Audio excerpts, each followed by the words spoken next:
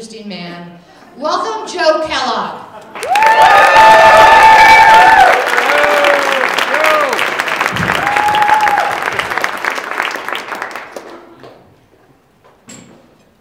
Hi. This is my second time doing stand-up here, so I'm not a comedy virgin anymore. I guess you'd say I'm an extra virgin.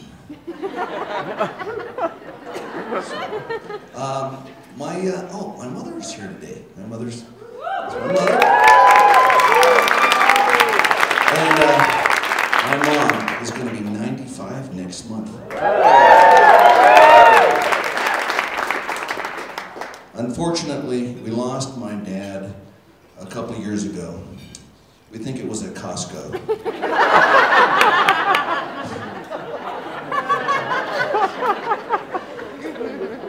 I have some rental houses up in Greeley, Colorado, and I rent to a lot of diverse groups, a lot of different ethnic groups, and I get along with most people very well, but there is this one group that is really challenging all of my liberal assumptions about people. They just give me nothing but grief. I'm talking about white people.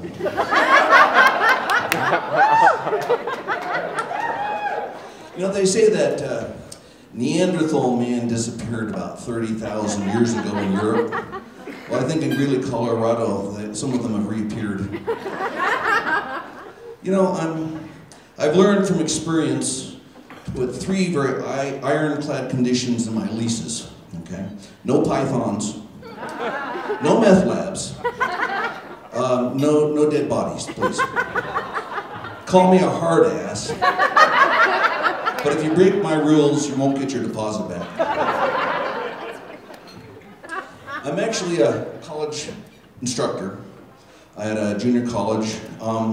That's what they call me. My official title, I guess, is college instructor.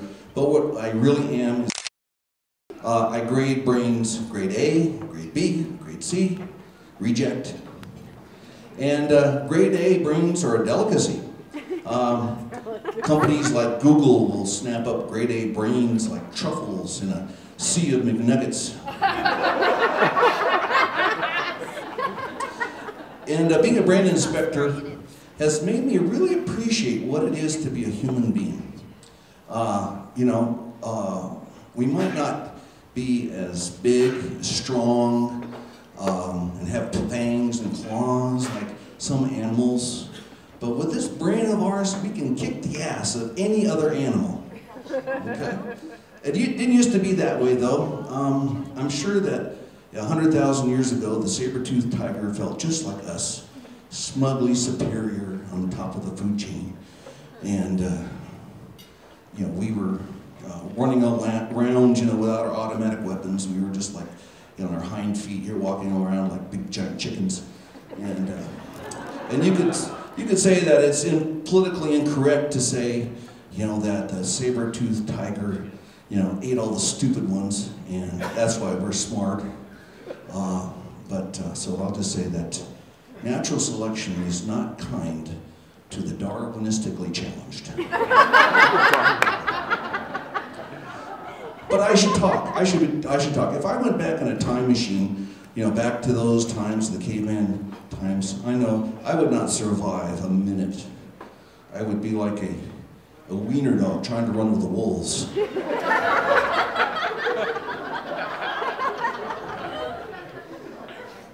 I mean, I've never killed my own dinner. Why should I when I can order pizza and have it delivered?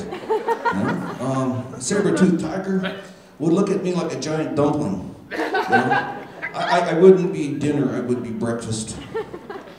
But, we've become a very pampered species, we really have. We're not challenged like we don't have like large predaceous carnivores culling the human herd anymore and keeping our gene pool strong. We don't even have dodgeball and gym anymore.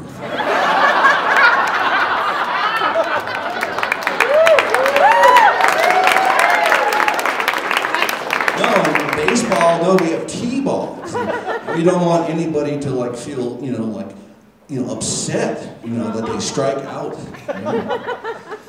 You know, everybody has to feel good about themselves, right? Everybody's a winner. Okay, well, you know, the pendulum is going to swing the other way pretty soon. Otherwise, we're going to be the last generation of wild humans. You know, we may have to. It's true. We, you know, we may have to introduce, like, replace gym with, like, natural selection 101. Okay, kids, we're going to practice the rope climb today. Release the lions. You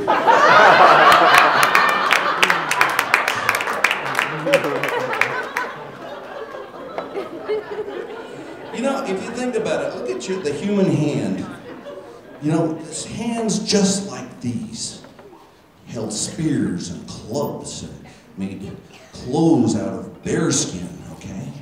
And my students think that hands are for texting and for moving joysticks. I mean, pretty soon we won't need hands anymore. You walk into a bathroom now and the paper towel just spits itself out as you walk by. The toilet flushes itself, right? The door is open. Pretty soon they're going to put a computer chip in our brain. Whatever we want to do, whatever we want to happen, we just will it so. And our arms will turn into little vestigial appendages like T-Rex arms.